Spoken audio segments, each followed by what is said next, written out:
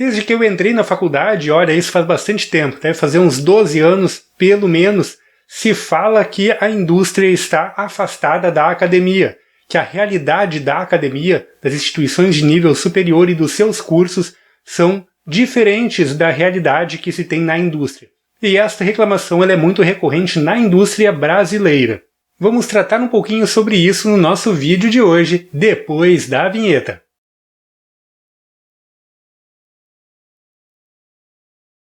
Primeiramente, eu deixei para vocês na comunidade uma votação, uma enquete onde eu pergunto para vocês o que vocês acham a respeito deste tema. E lá eu coloquei 3 opções. Sim, o ensino nas universidades está descolado da realidade.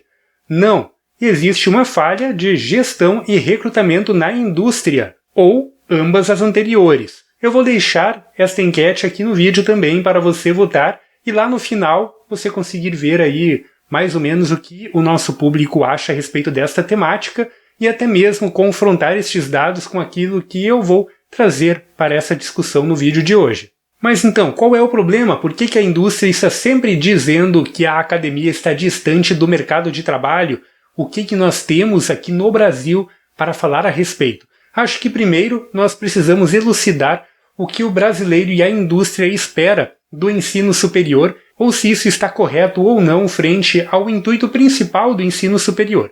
Eu já tive outro vídeo aqui no canal onde eu tratei sobre ensino superior versus curso técnico, o qual é a especialidade de cada um, aonde cada um entra dentro do mercado de trabalho e o que se espera de cada profissional dentro do processo de fabricação, pesquisa e desenvolvimento. Então, tudo que nós vamos falar aqui estará em partes em cima do que nós falamos no outro vídeo. Eu vou deixar um card em algum canto aqui do nosso vídeo a respeito disto, e é interessante que você tenha assistido a este vídeo antes de nós tratarmos deste assunto aqui. De qualquer forma, eu vou dar uma rápida pincelada. É importante que nós tenhamos em mente a diferença entre um curso de nível superior bacharelado para um curso técnico ou tecnólogo. Cursos técnicos e tecnólogos, eles são direcionados ao desenvolvimento de um profissional com uma bagagem técnica, ou seja, que saiba lidar com tecnologias. Por isso que eles são cursos rápidos, cursos aí de 2 anos, 3 anos no máximo, como o caso de um tecnólogo. Esse tipo de curso você vai aprender a trabalhar com eletrônica digital diretamente, com processadores ARM, com PIC, microcontroladores em geral que estão em voga no mercado neste momento e que a indústria necessita de profissionais rapidamente. E nesse sentido eu concordo com o comentário de um dos nossos assinantes aqui do canal, que o Sistema S consegue prover mais rapidamente profissionais para a indústria, pois o Sistema S ele está focado nas necessidades imediatas da indústria, formando assim técnicos, tecnólogos e até mesmo pessoas com ensino superior, com bacharelado, para a indústria. Entretanto, existe uma certa dicotomia neste ponto. O ensino superior, o bacharelado, ele não é focado no desenvolvimento de técnicos, né? O técnico plus, isso não existe no bacharelado. O bacharelado ele é focado no método científico, e por isso nós temos diversas disciplinas relacionadas ao pensamento, como filosofia, por exemplo, sociologia para entender a sociedade, como as massas funcionam e trabalham, para que assim este profissional possa trabalhar diretamente em pesquisa e desenvolvimento, adotando o método científico. Mas por que eu estou falando toda esta ladainha? O cenário da indústria brasileira ele está sedimentado em cima deste ponto, deste problema, dessa dificuldade de entender o que é uma coisa, o que é a formação técnica e o que é a formação acadêmica. Hoje o brasileiro ele sonha com o diploma de nível superior, ele termina o ensino médio e ele pensa, eu vou fazer faculdade, é isso que os meus pais querem, é isto que o mercado quer. Mas não é isso realmente o que o mercado quer. O mercado quer uma pessoa técnica para resolver os seus problemas imediatos. Por exemplo, quer alguém que consiga programar um sistema para abrir porta automaticamente ao sentir a presença da pessoa, mas que não abra, por exemplo, se alguém largar uma caixa ali na frente. Então isso é um problema técnico que vai necessitar de técnicas, adoção de microcontroladores e sensores específicos. Quem vai resolver este problema? Pode ser um engenheiro, um acadêmico? Pode ser. O engenheiro acadêmico consegue fazer isso. Mas concorda comigo que é matar mosca com uma bazuca. Um técnico ou um tecnólogo tem plena capacidade de resolver a maioria dos problemas corriqueiros dentro da indústria de eletrônica hoje em dia ou da indústria de engenharia em geral, pois nós estamos lidando com problemas de cunho técnico, com problemas que você vai adotar aí determinadas técnicas e modelos já vigentes no mercado para assim resolver esses problemas ou desenvolver produtos. Então nós temos aqui um quadro bem complicado da indústria brasileira. A indústria brasileira ela está na posição de número 66 dentre 126 países em termos de inovação tecnológica. Isso não é muito legal. Nossa indústria ela inova muito pouco. E isto faz com que ela seja pouco competitiva no mercado internacional. Pois o que nós acabamos sempre fazendo? Copiando o produto que já está no mercado estabelecido. Então as nossas indústrias, na maioria das vezes, elas pegam um produto que já existe, colocam uma cara diferente nele e revendem esse produto. É claro, vai ter uma certa engenharia aí dentro, pois você precisa desenvolver a sua versão daquele produto, né? Se eu quero vender uma cadeira, por exemplo, eu tenho que botar a mão na massa e fabricar a minha cadeira. Não vai ser um engenheiro mecânico que vai fazer isso. Vai ser um marceneiro, vai ser um técnico de móveis, etc., que vai fazer isso. Aí, ok, eu consigo fazer isso. Entretanto, se eu quiser inovar na minha cadeira, criar uma cadeira com uma ergonometria específica para melhorar a postura da pessoa, para trazer algumas funcionalidades a mais, eu preciso contratar pessoas específicas para esta área. E isso não acontece no Brasil, como demonstra este relatório de que o Brasil está no 66 do ranking entre 126 países. E isso está diretamente ligado ao baixo índice de industrialização que o Brasil vem sofrendo de 2014 para cá e faz com que o nosso setor criativo seja praticamente inexistente. Ou seja, nós não temos pesquisa e desenvolvimento sendo efetuada dentro da indústria privada no Brasil. A maior parte da pesquisa e desenvolvimento ocorre dentro das universidades e não chega na indústria. O Brasil, assim como muitos países, cedeu à globalização e colocou as suas fábricas, o seu processo fabril, fora do Brasil, na China. E hoje nós estamos vendo como isso aconteceu não só no Brasil, mas em todos os cantos do mundo, na Alemanha, nos Estados Unidos, na Inglaterra, na Suécia. A maioria dos países hoje dependem da China para produzir os seus produtos, tanto para a parte de fármacos, quanto EPIs, quanto sistemas eletrônicos e automação. Tudo isso, a grande maioria, é produzido lá fora. Por quê? Porque acaba sendo mais barato, mas isso cobra um preço em inovação. O que acontece aqui é que nós temos um nível técnico elevadíssimo dentro das nossas indústrias, das nossas empresas, que conseguem resolver rapidamente problemas técnicos, conseguem criar produtos de forma bem rápida e bem competitiva em relação ao mercado, entretanto, nunca está um passo à frente. Sempre está um pequeno passo atrás, meio passo atrás, porque alguém lança alguma coisa lá fora, nós olhamos aquela especificação, melhoramos um pouquinho e criamos algo parecido. São módulos que você pega, junta tudo, né, desenvolve uma placa específica, uma placa full custom e manda fabricar normalmente na China.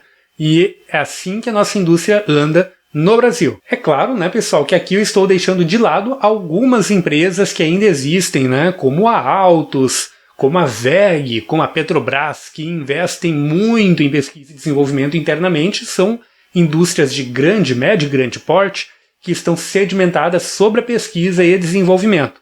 Entretanto, a grande maioria das empresas não investem em pesquisa e desenvolvimento enquanto gestão estratégica para o futuro, não o futuro imediato, o futuro do ano que vem, mas o futuro daqui a 5, 10 anos. E aqui entra o cenário na academia brasileira. A nossa academia, quando eu falo academia, estou falando centros de pesquisa com mestres, doutores e pós-doutores trabalhando, ela é muito proeminente, principalmente lá fora.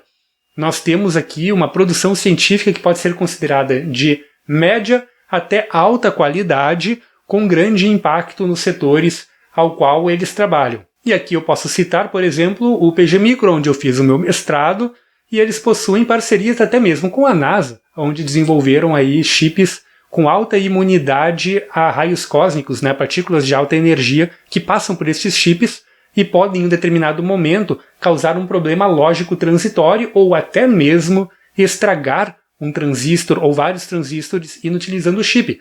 Então é uma pesquisa de altíssima tecnologia que vai render muitos artigos científicos, mas também poderia render uma IP, uma propriedade intelectual. E é aqui que entra a cereja do bolo. Por que pesquisa e desenvolvimento é importante? Porque pesquisa e desenvolvimento gera propriedade intelectual. E hoje o que vale o mais caro no mercado é a propriedade intelectual. Não é o hardware. Não é o iPhone, não é o hardware do iPhone que você compra, correto? Porque se fosse assim, ele custaria bem mais barato. Fabricar um iPhone custa 200, 250 dólares, mas na hora de você comprar, quanto ele custa? Na verdade, custa menos, né? Vou até pesquisar aqui para colocar o valor certinho no vídeo. Mas ele custa uma infinidade do que você paga pelo aparelho. Por quê? Você não está pagando o hardware, você está pagando a propriedade intelectual por trás daquele hardware. A Apple investiu, junto com as suas parceiras, em um processador especial para o sistema deles. Investiu em sensores, investiu em tela, tudo isso pesquisa de ponta, tudo isso pesquisa com mestres e doutores em um laboratório específico para esse tipo de pesquisa. Algumas pesquisas dessas já estão sendo feitas há 5 anos, né? Começaram lá atrás, lá em 2015, para poder lançar um produto hoje, em 2020. E é isto que gera a riqueza. Hoje, no Brasil, a maioria dessas pesquisas estão ocorrendo em centros de pesquisa nas universidades federais, enquanto em países que são campeões em inovação como Estados Unidos, Alemanha, Finlândia, Coreia do Sul, ocorre na indústria privada. E por fim, para contextualizar como é a nossa academia, boa parte dos nossos mestres e doutores em engenharia acabam sendo empregados por grandes indústrias internacionais, nos Estados Unidos, Canadá, Alemanha, Inglaterra, Suécia, Finlândia e Coreia do Sul. Pensando nisso, o governo federal lá por 2008 resolveu investir pesado em ciência e tecnologia e abrir um mercado de semicondutores utilizando um programa chamado CI Brasil. No programa CI Brasil ele abriu 2 CTs, 2 centros de treinamento, um no Rio Grande do Sul e outro na USP, e diversos polos tecnológicos voltados para semicondutores e laboratórios de pesquisa em universidades federais. A partir desses CTs e desses polos de pesquisa, muitos mestres e doutores nesta área foram formados e muitas pesquisas foram realizadas, né? Onde posso salientar novamente lá no PG Micro, onde eu fiz o meu mestrado. As coisas começaram a andar conforme era o esperado. A indústria privada começou a fazer parcerias com esses polos para desenvolver seus próprios projetos de inovação, desenvolver chips, circuitos integrados específicos para lhes dar algumas melhoras de desempenho no sistema e assim trazer grandes benefícios frente ao mercado internacional, fazer com que seus produtos se tornem mais competitivos na base da pesquisa e desenvolvimento. Muitos produtos receberam grandes melhorias e aportes graças à pesquisa na área de circuitos integrados no Brasil, inclusive produtos estes que alçaram o mercado internacional e se tornaram bem fortes. E o que nós podemos tirar daqui?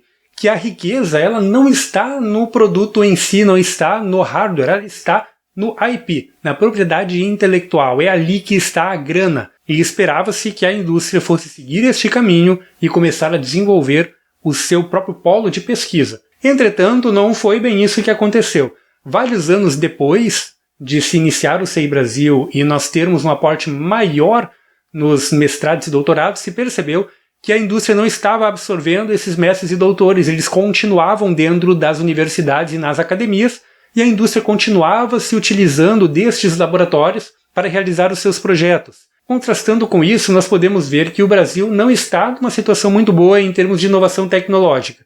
Em 2015, o Brasil estava na posição de 64.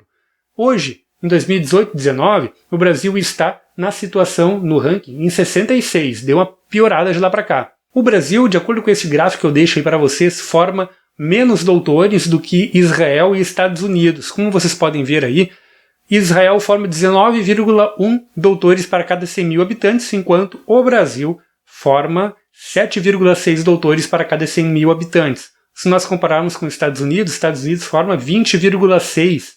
Podemos olhar ainda outros países mais para a esquerda, como o Reino Unido, que forma 41, a Finlândia, que forma 34,9, Suécia forma 34,8 doutores. O que isto significa para nós? Significa que os países que estão lá no top 10 da inovação tecnológica formam mais acadêmicos do que o Brasil. e, consequentemente, esses acadêmicos vão parar dentro da indústria privada para desenvolver pesquisa. Empresas como Google, Facebook, IBM, Amazon contratam muito mestres e doutores para ter um corpo de pesquisa e desenvolvimento amplo e forte para o desenvolvimento de seus projetos e para, é claro, alçar rumos a novos caminhos. Por exemplo, inteligência artificial é algo que muito se fala hoje em dia. Redes neurais é algo que muito se utiliza hoje em dia para data mining e por aí vai. E tudo isso acaba sendo norteado a partir de uma gestão voltada para pesquisa e desenvolvimento. Algo que nós não vemos, infelizmente, no Brasil, apesar da alta qualidade dos nossos mestres e doutores nas áreas de engenharia. Assim, o que acontece é que muitos dos nossos mestres e doutores saem do Brasil. Nós tivemos colegas no PG Micro que estão trabalhando na Intel, na NVIDIA, na AMD, na IBM e por aí vai. Brasileiros com mestrado e doutorado no Brasil, em academias brasileiras, sendo requisitados em grandes empresas no exterior. Nos Estados Unidos é muito comum essas grandes empresas investirem dinheiro dentro das universidades para iniciar ideias, fomentar ideias, e quando essas ideias começam a criar maturidade, criar corpo, eles contratam esses profissionais para dentro do seu próprio corpo técnico. Elas vão lá, buscam o cara de dentro da universidade e colocam dentro do seu corpo técnico para desenvolver essas tecnologias internamente, junto com outros mestres e doutores, naquilo que chamamos de pesquisa privada, que vai gerar o estado da arte na tecnologia que nós temos hoje em dia. Então, qual é o problema no Brasil? Nós temos a academia proeminente, nós temos uma boa academia, temos mestres e doutores aqui, apesar de estarem abaixo do que os outros países têm, nós temos, e ainda assim eles vão para fora. Nós temos uma indústria com uma alta capacidade técnica no Brasil, mas as duas não se falam. Não existe contato entre a academia e a indústria. Eu penso que existem dois pontos aqui. O primeiro, que a academia muitas vezes se fecha dentro de si mesma, continuando fazendo sempre as mesmas coisas do mesmo jeito. Mesma coisa que eu digo, não a mesma pesquisa, mas do mesmo jeito, usando o mesmo modo de operação. E nós temos uma indústria que pensa muito em corte de custos, pensa no agora. Salário mínimo possível eu vou pagar. Visão estratégica é eu colocar o produto no mercado o mais rápido possível, com o menor custo fabril possível. Então esta é a visão da nossa indústria em geral. Poucas empresas, como a WEG, por exemplo, pensa em pesquisa e desenvolvimento como uma solução estratégica para o futuro, para melhor se posicionar no mercado. Tanto é que é uma das maiores do planeta no seu segmento. Então aqui o ponto que eu trago é que existe um mea-culpa para os dois lados, mas eu acredito que é muito mais na visão estratégica da indústria brasileira, que não enxerga no acadêmico a possibilidade de inovação e a possibilidade de alçar um novo rumo e uma maior maturidade para o seu negócio. Não enxerga no acadêmico e na pesquisa acadêmica direcionada como o poder de tornar a sua empresa muito mais competitiva internacionalmente, inovando na sua área e criando novas tecnologias que irão ditar aquilo que irá seguir para o mercado. Assim, a nossa indústria continua sempre fazendo mais do mesmo. E agora eu vou deixar um pequeno parênteses aqui numa análise do que está acontecendo no mundo agora com o coronavírus, né? Nós podemos observar que os países que estão conseguindo administrar melhor esta crise são aqueles que possuem uma alta densidade de doutores dentro da sua formação e possuem empresas de alta tecnologia que fazem pesquisa interna. A Alemanha e Coreia do Sul são os dois países que estão controlando melhor esta crise. Eles possuem empresas de alta tecnologia e laboratórios que produzem os seus próprios kits de teste para o coronavírus. Essas empresas, como por exemplo a Bayer, na Alemanha, irá entregar logo 1,5 milhão de testes por semana para poder controlar o que está acontecendo no país. Coreia do Sul já faz isso desde o começo, porque eles veem como visão estratégica a pesquisa e desenvolvimento de tecnologia de ponta, e assim estão sempre um passo à frente.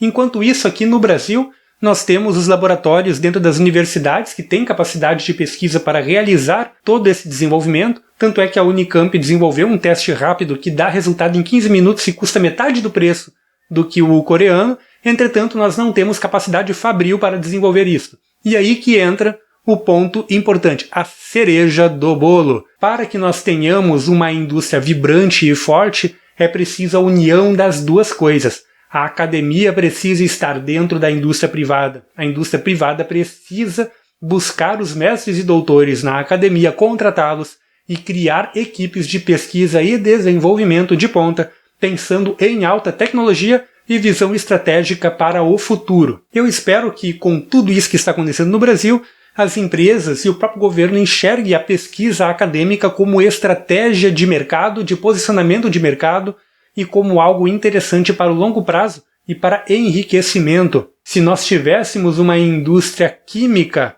e farmacológica forte no Brasil, hoje nós poderíamos estar produzindo aos milhões este kit desenvolvido na Unicamp e vendendo para os outros países, faturando uma grana alta em cima dessa pandemia. É o que a Coreia do Sul e a Alemanha vão fazer logo logo quando conseguirem dar conta de produzir para si mesmo e ter efetivo para vender para fora.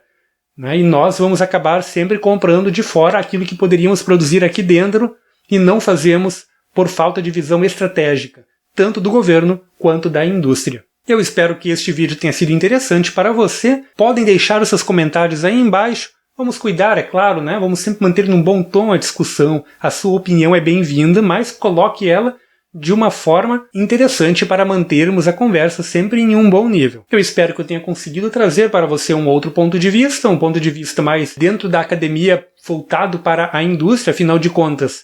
Eu saí da academia e estou também empreendendo com a minha própria empresa, então acabo tendo uma visão dos dois lados, até porque já trabalhei dentro de empresas que fazem pesquisa, como é o caso da Altos, e assim consigo também falar um pouquinho mais sobre este tema aí tão importante e que está tão em voga hoje em dia, quando nós vemos a necessidade da pesquisa científica aplicada diretamente dentro da indústria privada e também nas universidades como uma parceria para complemento e ampliação da nossa capacidade produtiva e também da nossa capacidade de inovação. Não esquece de deixar aí o seu like. Se você é novo aqui no canal, assina o canal e clica na sinetinha para não perder os próximos vídeos.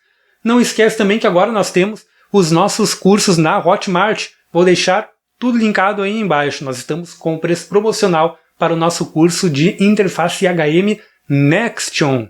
Então corre lá, aproveita. Nós estamos com um curso muito interessante que traz uma abordagem diferenciada para o trabalho com esta interface sem o uso de qualquer biblioteca. Você vai conseguir adotar esses códigos efetuando pequenas adaptações em qualquer microcontrolador que faça uso da linguagem C. Então é isso aí, pessoal. Até o nosso próximo vídeo.